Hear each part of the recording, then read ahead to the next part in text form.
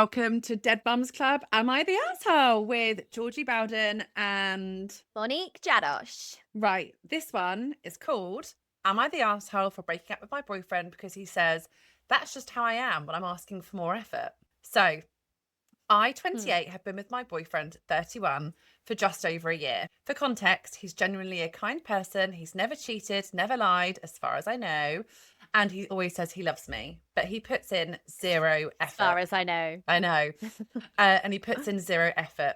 At the start, I didn't really notice it. We'd hang out a lot, but looking back, it was always me going to his, me suggesting plans, me organising things, and he just said, "Yeah, sounds good," and would show up. Over time, it started to bother me more. He never plans with dates, not birthdays, not anniversaries, nothing. This is fucking ringing a little bit close to home. For my birthday All this right. year, he asked me the day before what I wanted to do because he hadn't had time to think about it. Hmm. I ended up booking dinner myself. I've tried to talk to him about it a few times. I've said I don't want big gestures. I just want to feel like he wants to make an effort. Even something small like planning a date, surprising me, or even just thinking ahead would mean a lot. Okay, this is like she's asking for bare minimum. Why are men like this? I'm just not that kind of guy. I show I care in other ways. You're overthinking it. Last weekend was kind of the breaking point. We hadn't seen each other all week, and I mentioned it to him. It'd be nice to do something together on Saturday. He had said he'd sort something. Saturday comes round, and at 3 p.m. he texts me, "Do you just want to come over and chill?"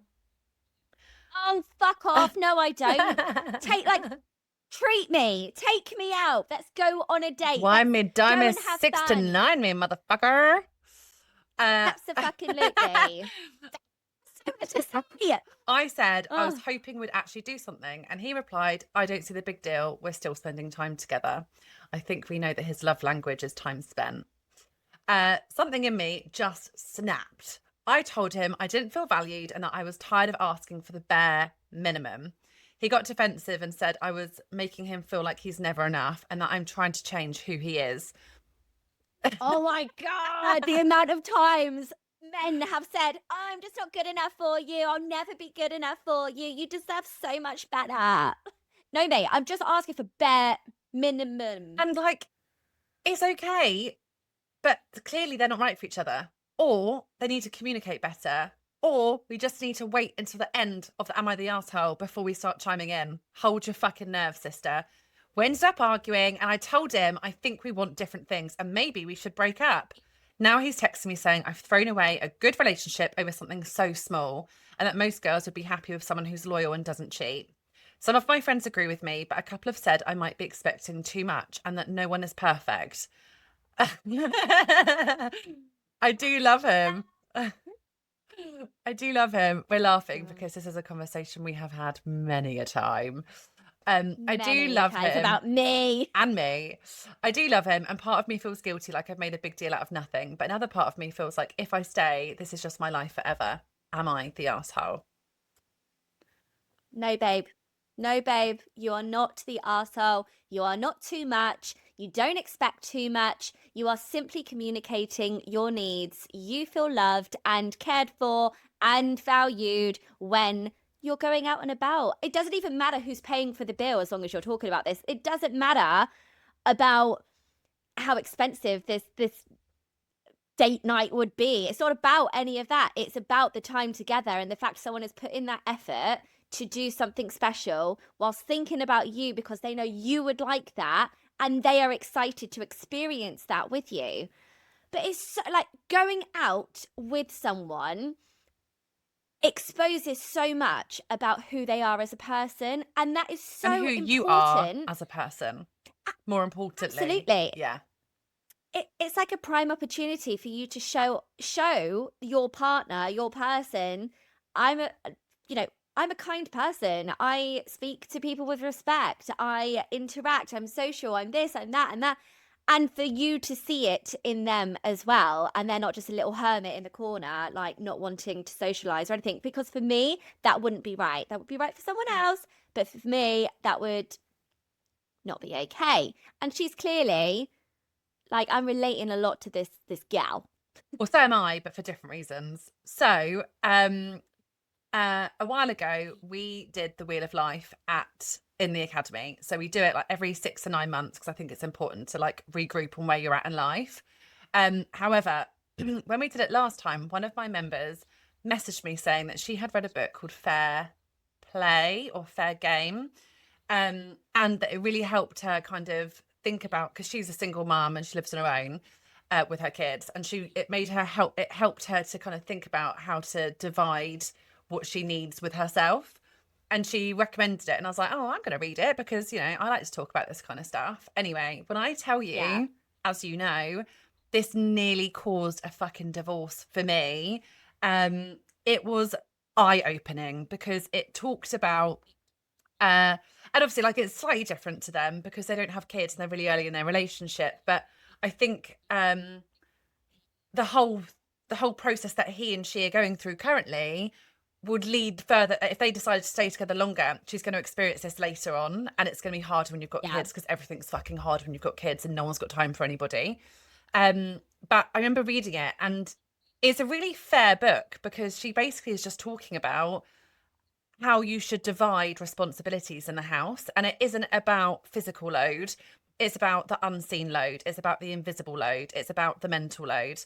And I just assumed, I felt like I had been communicating with Dale for years about how I felt and what my expectations were. Again, I don't want big expensive things or big expensive gestures. I just want to be thought of for birthdays, anniversaries, and times where you would normally celebrate each other. And Dale just would never do that because that isn't what's important to him. And I'd communicated it over the years, but never in a way that I think, and never in a way that was helpful to him, because it was in a language that he didn't understand. And I'm like, how the fuck am I supposed to know that? Like, how am I supposed to know that you don't understand what I'm saying? Because I'm talking English, but our brains all work really differently. And what makes sense to me doesn't make sense to somebody else. And obviously we've talked about it a lot more now, but we were really fucking close to divorce because I felt like I was communicating, but he wasn't hearing me. And it's because he didn't understand why I felt a certain way, but he didn't know how to have that conversation back with me. So things like lateness, and if I say to him to be home for 5:30, you have to work that backwards. So you have to leave work at 5, and then you've got to go and pick up one child, and then you're going to be home at so and so and so and so.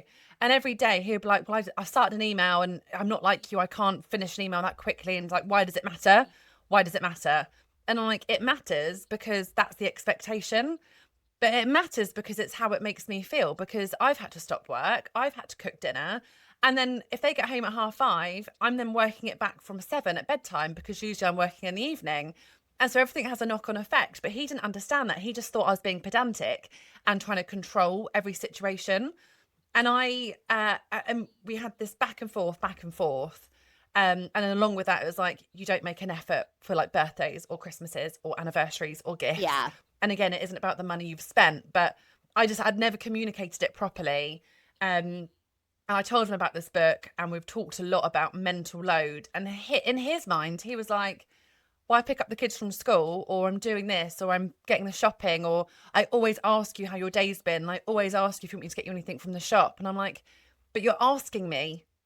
Like that's the point. It's like, that's the load.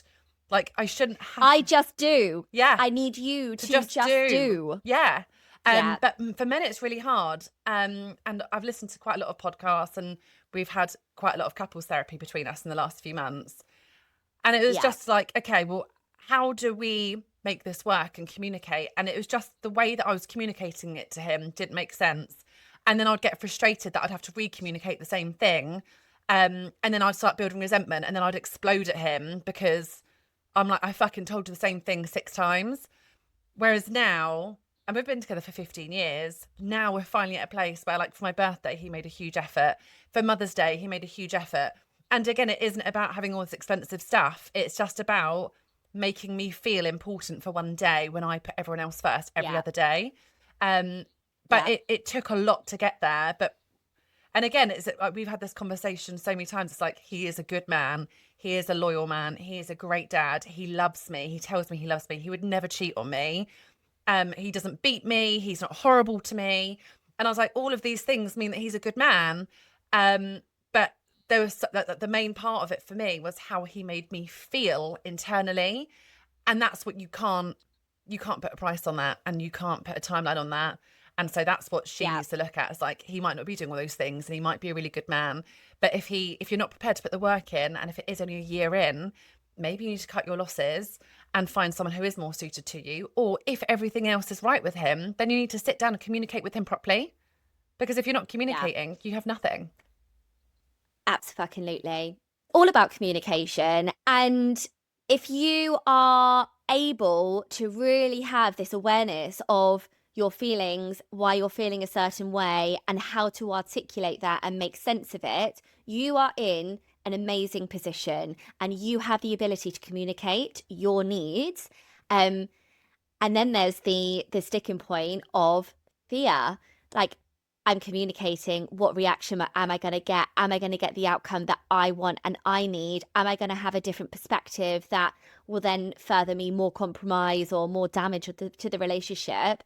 But it really is black and white. Yes, there's a lot of in-betweeny bits, but it's black and white in the sense of communicate, know what's right for you.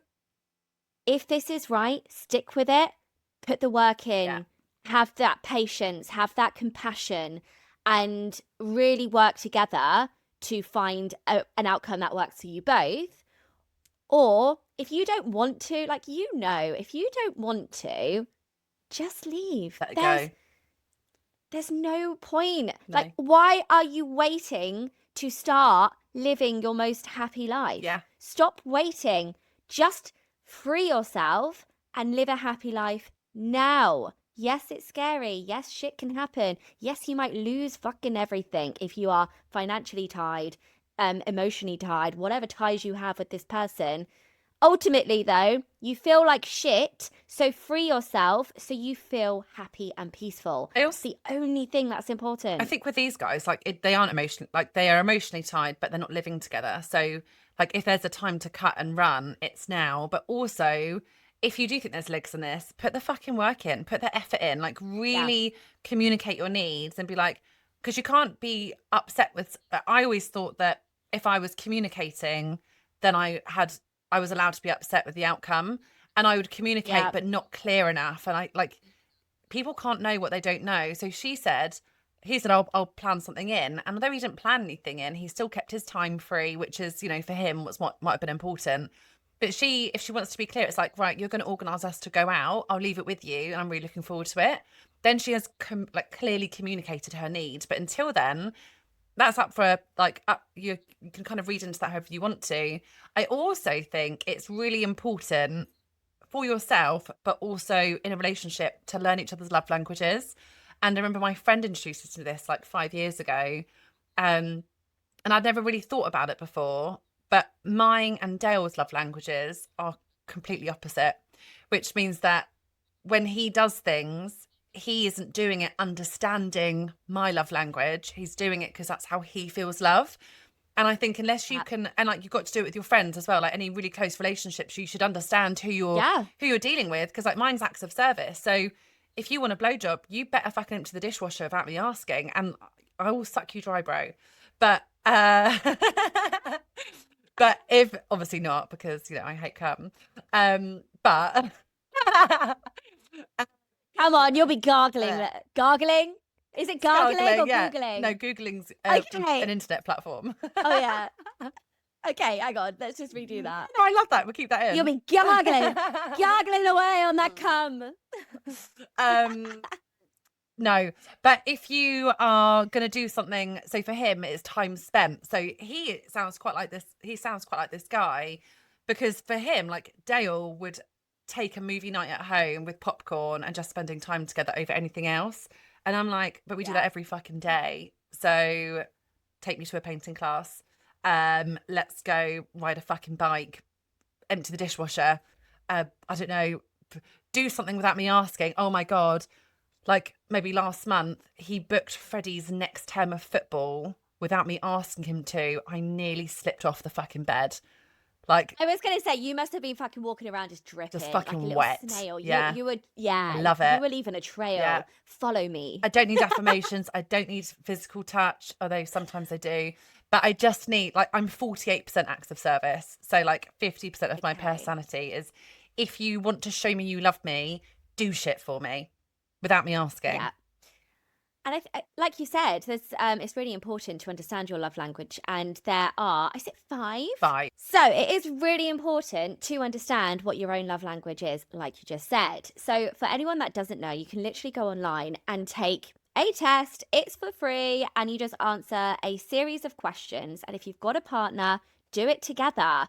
Sit down, analyze your answers together, let the other person read your results, you read their results, so you have this deeper understanding And of each tell other. them that if they want their dick sucked, to empty the dishwasher or buy you something. 100%. It all depends on what your love language is. Let's find out. So there's 5 core love languages. You've got physical touch, you've got acts of service, receiving gifts, words of affirmation, and quality time. Now, your results on your quiz, shall we say, can vary, and it can change depending on your time of the month, how you're Mood. feeling, what your needs are, mood. Like, it can change, and that's okay. And ultimately, all of those 5, you need that in a relationship. If you're not doing those 5, you're not going to feel like your needs are being met somewhere in there. So for me, previously, physical touch was my number 1. That and words of affirmation, they were like 50-50. I need to be told you love me and you just fucking Worship me. admire me. Yeah. Worship You're proud me, of me. touch me. Yeah. Yeah. Like, just give me it Slap all. my ass in the kitchen and stick your dick in. And tell me how much you love it. Like, that's what I want. That's what you wanted. That's what I want. I mean, I still want it now. You know, you do. Don't get me Of wrong. course. You're like a walking horn bag. Horn bag. But now it's quality time. So if I'm a single mama, even without being a single mama, time is stretched. So if I am putting in the energy and the effort with spending time with someone and they're fucking there on their phone or distracted with something else, I get so highly offended. It's ridiculous. The And point amount that of we have times- screen breaks when we're together. So, like, when we're together, we're like, right, should we just take 20 minutes out just to catch up on our phones? Then we'll get back to our conversation. Like, we have to declare it. And I think that's really healthy. Yeah. Like, it makes my nerve system calm. And we've And in also the moment talked we're about done- it. Yeah, it's like, you ready? Yeah. We talked about when we're doing our marathon. It's like, we're going to be walking together for 12 hours. It's like, right, bring your loops, bring your headphones, because halfway through, we're going to need to have a little break from each other, because there's only so much of the world Yeah. you can cure in 12 hours without any actual power to do Obviously. so. And then we'll take a little break and then we'll regroup again. But I like, again, like, that's because it. I know your love language and I know how you respond. And it, like, it's just, but if I didn't know that, then I'd think you're just fucking weird or being pedantic. And I think that's the point, isn't it? 100%. And like, Exactly. for me, XYZ, fuck's sake. So going to watch a sunset or a sunrise, like, it literally feeds my soul. I love it. So if I'm taking you to come watch a sunrise or a sunset with me, like, you better make sure that phone is nowhere to be fucking seen. Unless you're taking a Be picture. present with me. Unless you're taking a picture, put it to the side, take a little video, but then keep your energy here present and just feel this fucking gorgeousness that the universe is presenting in front of us. But I've had a few occasions where I've been on a date, we're watching a sunset, and they're there fucking texting their mates or scrolling. I just get up and I walk away. I'm like, don't even talk to me. When that sun is down and I'm content and I'm feeling like fucking regulated again, mate, I might agree to go and give you a lift home. But other than that, if you come at me with more like just fucking not paying attention to what's important in front of us with the scenery, you're walking home, mate. I don't care if we're 5 hours away from home. You're walking home. So, I mean, like, that doesn't bother me to the extent it bothers you. Like, Dale spends a lot of time on his phone, and I know it really aggravates you. But obviously, you're not married to him, so it's okay, because I am. Why does it trigger me? Like, I'm sat there staring at him like, get off your I fucking know. phone. I'm Like, I want to kick it out of his But own if I'm hands. like, if we're having a conversation and I need him to be present, then I expect him to be present. If there is a phone and Yeah. he has, like, he's really started to make a difference recently, where I'm like, oh, can I talk to you? Or, oh, can we just chat this through? He will put his phone down. Yeah. Because that's when I get really fucking mad. Because I'm like, hello, pay attention. This is important communication we're having. But otherwise, if you Yeah. just want to fucking sit and scroll on your phone during a movie night, you do you, mate. Like, you do you. But I think, I don't know how I'm going to get to that point. I just don't know. but you might not, and that's fine, because you might have a partner who doesn't need that. I need a partner. That, like, I wouldn't be able No, I know. to just calmly. So yeah, that's a big need for me. And in this world, are there any people that are not I hooked think on it's their also fucking really phones? difficult because the kind of demographic that you are looking at now would be either Yeah. somebody who has children, and then if they're 50-50, in their spare time, they might be hiking or spending time on their own and looking on their phone. And that's quite a big habit to cut out of. And I also think that when you start spending a lot of time with somebody, you still need that time to yourself, even when you're with them. And a lot of the time that is just Yeah. scrolling. And I think maybe when you get to that place with somebody where you are comfortable with them, because you won't have that energy and excitement to talk to them about every single dream they've ever had and the colour of their fucking eyes when they were born compared to when they were 1.5. Those kind of conversations don't happen at like 2, 3, 4 years down the line, as you remember. And so I think at that point, you might like ease yourself back into it as long as they are present in the moment. And then the other times it's not. And I think at the moment it's just such a big trigger for you. And it's so important that they are present and aware, which they should be while you're dating.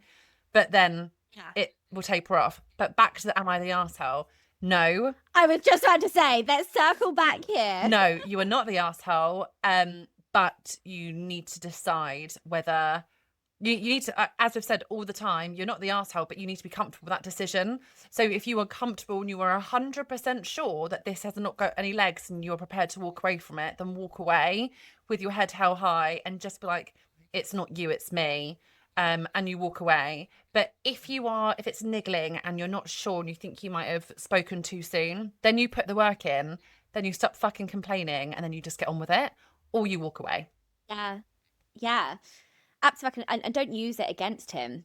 You just compassionately recognize that this has happened. This is how I'm feeling. We need to move forward with this. Can we do it? Yes, babes. Yes, of course we can. Happy fucking days. Let's have a happy relationship. So no, babe, you are not the arsehole. However, if you are watching this and you have not yet submitted us an Am I the Arsehole, you quite possibly could be sat there an arsehole and you might not even know. You might not know. Oh my God, how can you be so unaware? How can you Like, be so we need naive? to tell you. Oh my goodness, let us analyse your life for fuck's sake. So if you would like to submit an anonymous Am I the Arsehole, please head to www.deadmumsclub.com and submit us one because we want to read them. I'm so bored of going through fucking Reddit every week. Let me read your fucking dirt. Like, tell me your deepest, darkest secrets. I want to know it all. But thank you for joining. Thanks for being here.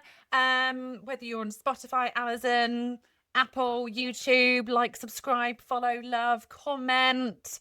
But yeah, thank you. We'll see you in the next one. See you on the next one. Bye.